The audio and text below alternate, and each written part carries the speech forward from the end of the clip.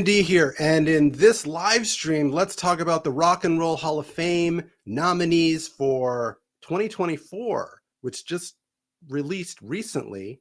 And it's an interesting list, and we'll go through some of the requirements, which there's basically only one. And then we'll go through the list, tell me who you think should be in, I'll tell you who I think should be in, and we'll go through who the nominating committee is probably going to select, because there's a certain kind of style of music and certain kinds of artists it seems like they like to send through to the Rock and Roll Hall of Fame. And one of the things about Rock and Roll Hall of Fame is it should probably be relabeled the Popular Music Hall of Fame, because there's probably a lot more R&B and jazz and different styles of music than rock, but whatever, who cares? Let's do it. So what I'm going to do is share some content here. Let's check out the list. And it's going to be a pretty interesting list here. So let me share this so we can see what this looks like. So we're going to have 15 nominees: Mary J. Blige, Mariah Carey, Cher, Dave Matthews Band, Eric B. and Rakim, Foreigner, Peter Frampton, Jane's Addiction, Kool and the Gang, Lenny Kravitz, Oasis, Sinead O'Connor, that's interesting, Ozzy Osbourne, Sade, and A Tribe Called Quest. Now, as you can see, that's a pretty interesting list. Anybody wants to put something in the chat about what they think about the list? There's a lot of really good artists there, different styles of music, which I think is the whole point of the Rock and Roll Hall of Fame. And I think there's probably some artists on there that I'm not sure would be in a Rock and Roll Hall of Fame, in my opinion. But let's get into it. Here we go. So, to be eligible for nomination, artists or individual or a band has to have released their first commercial recording at least 25 years prior to the nomination. So we are in 2024. So anything prior to 1999 is probably going to make it, which is an interesting thing. So I don't know why you have to wait 25 years, but anyway, that's what they make you do. 10 out of the 15 nominees are on the ballot for the first time. Mariah Carey, that's kind of surprising. Cher, who's been doing this for a really long time. Peter Frampton from the 70s, Kool and the Gang, Lenny Kravitz, Ozzy, Sinead O'Connor. So that's really interesting that some of those artists are on here for the first time. You'd think someone like Cher, who's been doing it since the 60s, would have already been in this, but I guess not. I'll say the inductees will be announced in late April, and the ceremony takes place in the fall of 2024. So A Tribe Called Quest, this is their third nomination. So alternative hip hoppers from Queens. From the hip hop genre, I would say they're probably one of the most influential if you're talking about like late 80s, early 90s hip hop. And interesting to note here, all 6 of their albums went gold or platinum. So did they deserve to be in? They probably do. And the chance I put here is more likely what the Rock and Roll Hall of Fame voters will do, more than what I would do. We'll go through what I would do towards the end. Gorky says Ozzy should be in the Hall of Fame for sure. I agree with you, but let's keep moving through. Mary J. Blige, it's her second chance at this. The Queen of Hip Hop Soul, yeah, that's probably definitely an accurate statement. Is she deserving? I think she is. A 60% chance, that might be a little bit high. You know, she has quite a few hits, very influential in the R&B genre.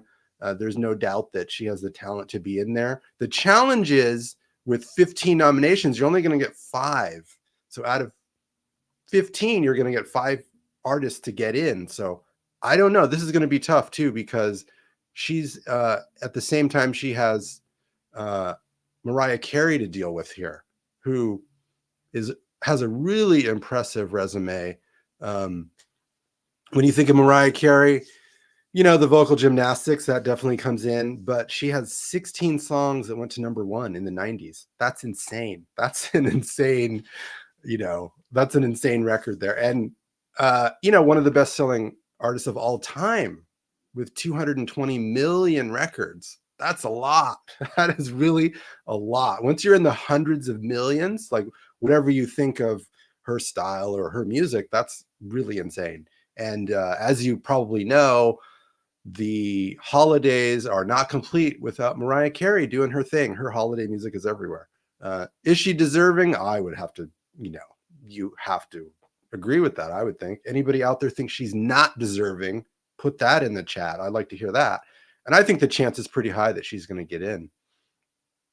Next, we move on to Cher. I'm a little bit, I'm not sure about this one. I mean, I know she's been doing this forever.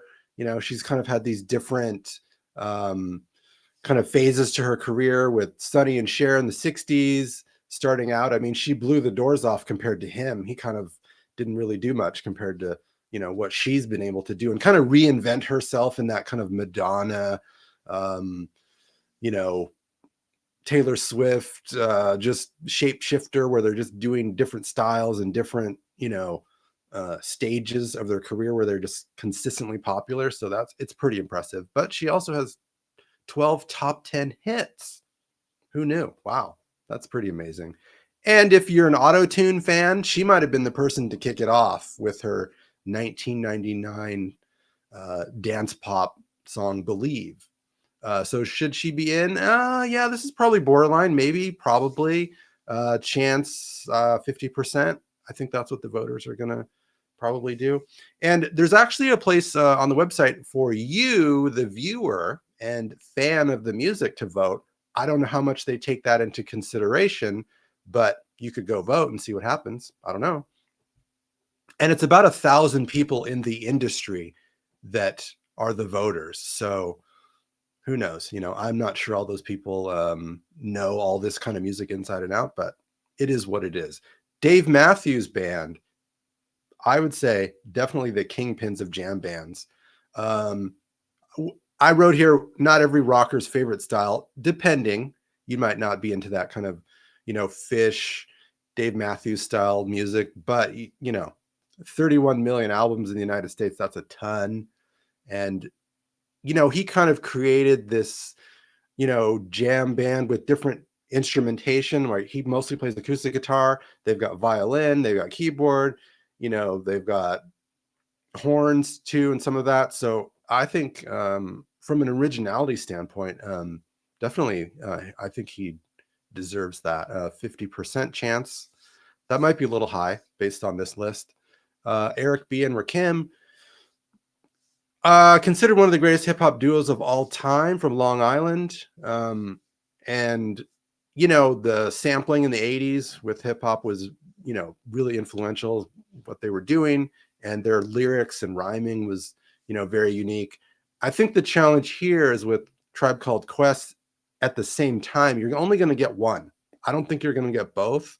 So that's going to be the challenge, for this duo here. Is that's one of the things about these lists, is that you're kind of competing against similar style of music.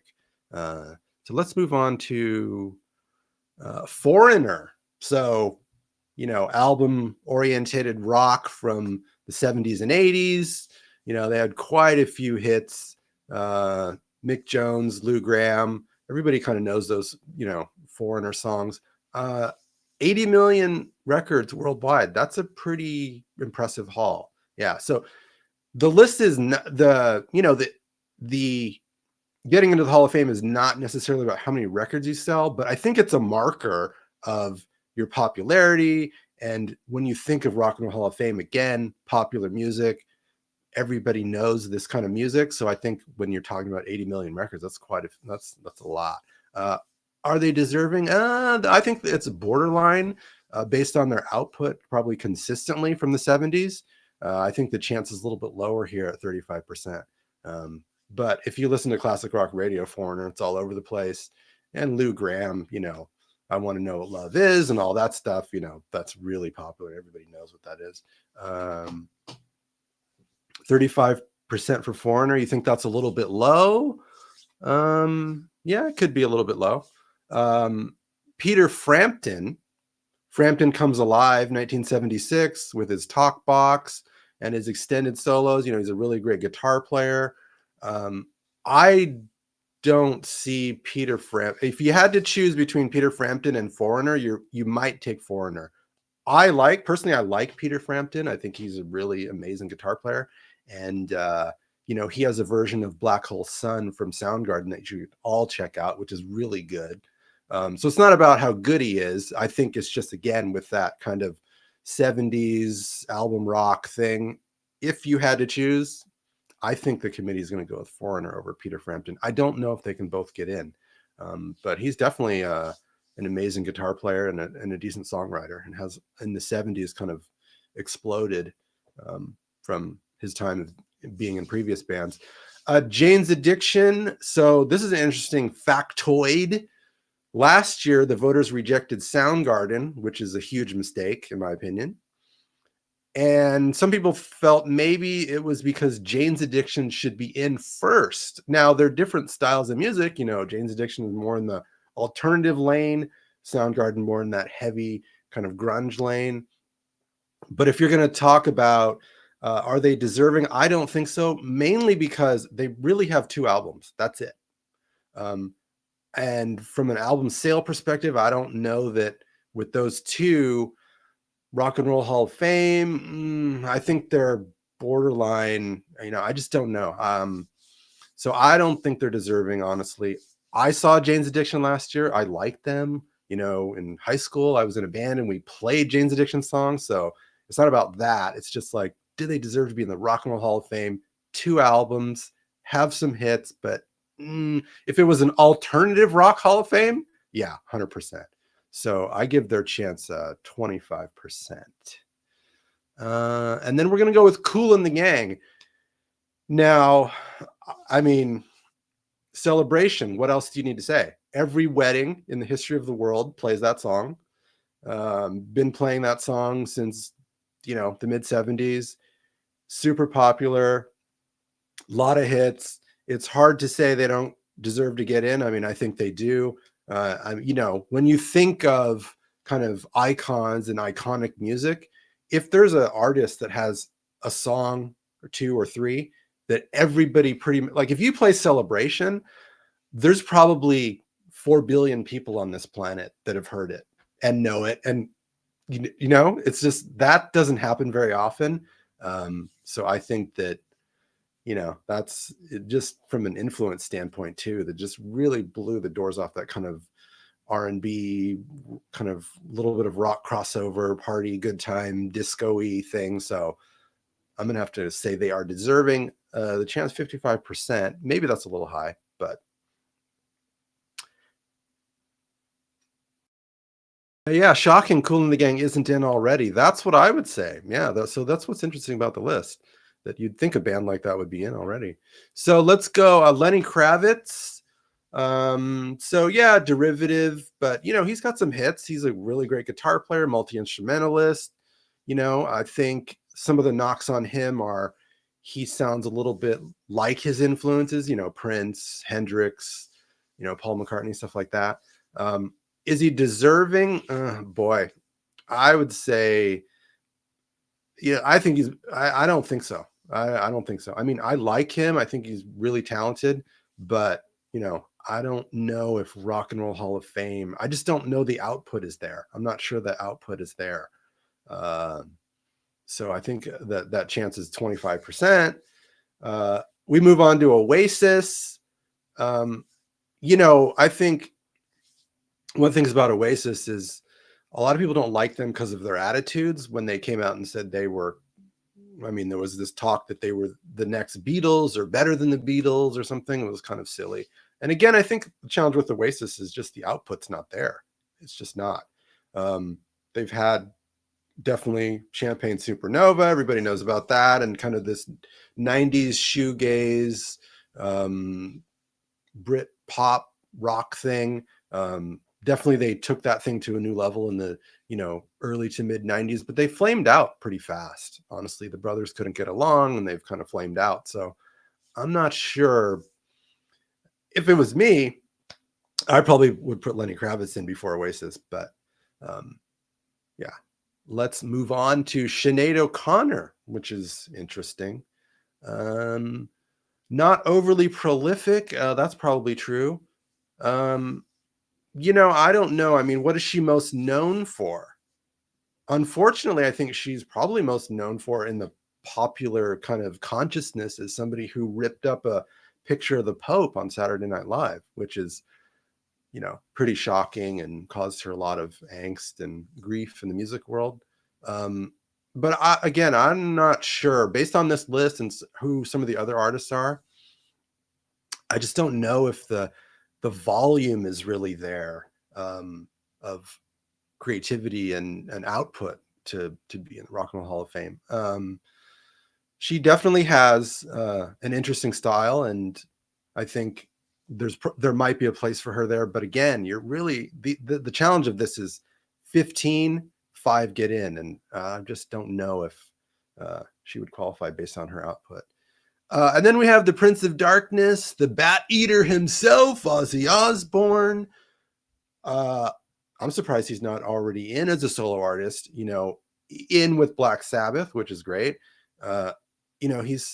His solo stuff has sold over 70 million albums worldwide. So Foreigner's at 80, he's at 70. So that's quite a few albums right there. And, Blizzard of Oz with Randy Rhoads, very influential in the heavy metal, kind of pop metal in the mid 80s. But he had a run of 4 or 5 really popular albums there post Black Sabbath. And, I know that, creating Ozfest isn't, that's not something that's going to put him in, but that's, a nice little factoid there. But yeah, the Prince of Darkness, he has to be in. I mean, Crazy Train, hello? Crazy Train. Any stadium you play, it's kind of like the White Stripes with Icky Thump, right? There's these anthems and that just are everywhere all the time. AC/DC's got a couple of those where, big stadiums, clubs, bars, like Randy Rhoads starts playing the intro to Crazy Train, and not everyone, but a lot of people know what that is. Super popular, very influential. So I think Ozzy has to be in Prince of Darkness. And, if you're going to chew the head off a bat, hey, that's pretty awesome. How rock and roll is that? Yeah, so we have a little finishing up here on Ozzy, which is his best-selling album, Blizzard of Oz, sold over 5 million copies. So yeah, he's deserving. I put the chance at 50% only because I think that, the committee might put somebody else in because sometimes they overlook, more harder-edged music. Sade now. Sade's actually a band. Obviously, it's her name, but it's actually a band. That's what the band is, which I didn't know that. A string of multi-platinum selling albums, by the way. And maybe not the output of some of the other artists, but, you go 2 times platinum in the US on an album. That's a lot of sales. And what's unique about her and the group is they kind of created this kind of, well, maybe they're not created, but they really elevated the kind of smooth jazz, R&B, kind of Luther Vandross type of thing, but with probably a little more jazzy sheen to it. And when you hear these songs and her voice comes on and what those hits are, you immediately it's recognizable. And I think it's really unique and deserving. Yeah, 60% chance. I think that a little bit of that depends on the Mariah Carey, Cher, Mary J. Blige vibe, because all 3 of them, are they getting in on this? I'm not sure they're going to. And Gorky says he's riding the crazy train, or Gorky's could be a girl. I don't know. He or she is riding the crazy train. Yes. Okay. So we have, so what I've done here is highlighted who I think should be in. So Mary J. Blige, should she be in? Yeah, but again, you can only get 5. So Mariah Carey's going to be in. Cher, no. Dave Matthews, no. Eric B. and Rakim, no. Foreigner, no. Peter Frampton, no. And you might be saying, well, why? Okay, well, there's one. Let's go to the next page here. And these are the other 4. Jane's Addiction, no. Kool and the Gang, yes. Lenny Kravitz, no. Oasis, no. Sinead O'Connor, no. So I have Ozzy, Sade, Tribe Called Quest, and on the first page here, Mariah Carey. And the reason I went with that is, so Mariah Carey is going to fill this kind of, Mary J. Blige, Cher, that kind of R&B songstress vibe, because you can't get all of them in. So I'm picking Mariah Carey with her vocal gymnastics and 220 million albums sold and her holiday thing. And, maybe that's a little bit of a choice, but I think she's really talented. And then Kool and the Gang, that's a little bit of a wild card because, you could probably go with maybe Foreigner here, maybe Dave Matthews. But I'm going Kool and the Gang with Celebration just because that's everywhere. And if you've been to a wedding, and I used to work at weddings, every wedding I worked at, they played that song. Everybody loves it. They have to be in. Lenny Kravitz, no. Ozzy, yeah, he's going to take the rock space there. And then Sade, and then Tribe Called Quest, I think, over Eric B. and Rakim just a little bit. I think part of that is just the output, and then I think with their album sales, it's pretty impressive. So let's go in the comments and see, what do you have to say about the list? And you know what I'm going to do is put the list up one more time here. We'll go back to the front. Just so you can see. And there's the list right there. So does anybody think Jane's Addiction should be in? Put that in the comments. Anybody think they should be in? Or Lenny Kravitz? You disagree with the list at all? I think that there's definitely, depending on the music you listen to and what you like, you might say, well, I have to put in Peter Frampton over Foreigner. But yeah, Foreigner, that's definitely there on the edges, on the outside looking in. So let's take a look at the comments here. And Gorkis is saying that he or she is still riding the crazy train. So definitely an Ozzy fan there. That's amazing. And then we have another comment here. Based on your assessment, I agree that Jane's can be skipped. Yeah, I mean, again, if it's purely about what you like, yeah, do I like Jane's Addiction more than I like Kool and the Gang, more than Oasis? But it's not about what I like. It's kind of trying to frame it as, part of it's what the voters would do, but the other part is when you look at the volume of someone's career. If Jane's Addiction had 3 more albums or 2 more, maybe, and it's interesting to note, if Soundgarden didn't get in, Jane's Addiction shouldn't be in. That's my opinion. Bad Motorfinger, that's huge, Super Unknown, massive, and I don't know that Jane's Addiction had that same level of success. But anyway, and Lenny Kravitz, interesting. He's a great guitar player. He plays bass, plays drums, plays everything. Are You Gonna Go My Way? Everybody knows that. But when you're thinking Rock and Roll Hall of Fame, again, that's why I think Oasis, Sinead O'Connor, Lenny Kravitz, I'm not sure about that. And, Cher probably should be in, but again, I'm putting Mariah Carey in over Cher. I just think that, from a talent perspective, Mariah Carey just blows the doors off almost everyone. Mary J. Blige can sing, she can definitely sing.